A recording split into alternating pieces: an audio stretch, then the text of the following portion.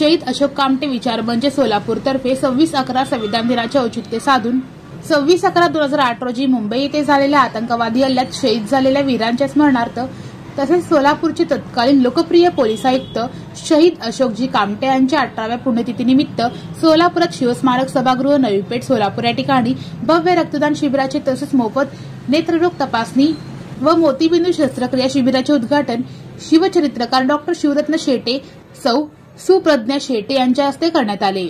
यावेळी शिवरत्न शेटे यांनी आपले मनोगत व्यक्त केले।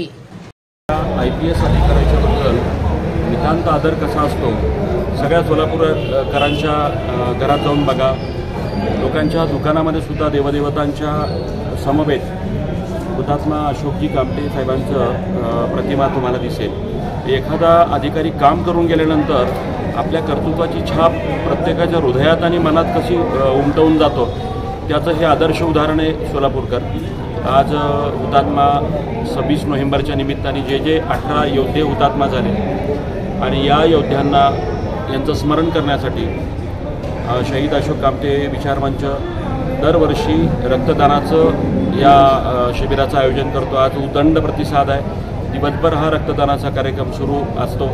मला वाटते की या वीर योद्ध्यांना स्मरणात आणण्यासाठी हा सर्वोत्तम मार्ग आहे। मी मनपूर्वक त्यांचं अभिनंदन करतो। शहीदांना श्रद्धांजली 85 देशभक्त तरुणांनी रक्तदान करून अर्पण केली। या शिबिरमध्ये नेत्ररोग मोतीबिंदू तपासणी 120 रुग्णांची तपासणी करण्यात आली। या कार्यक्रमाप्रसंगी शहीद अशोक कामटे विचार मंचचे अध्यक्ष श्री योगेश कुंदूर, सल्लागार राजू औशेट्टी, विनायक विटकर, सुरेश शहापूरकर, वैशालीताई गुंड, धर्मेंद्र करपेकर, काशीनाथ बदगुंडकी, आनंद तालीकोटी, रुपेश करपेकर, राजू पालकर, विकास कुंदूर, गिरीश विजापुरे, दीपक उपळकर, विजय पुकाळे, संतोष विजापुरे, संजय कुंदूर, शशिकांत गंगेकर आदी मान्यवरांच्या उपस्थितीत संपन्न झाले।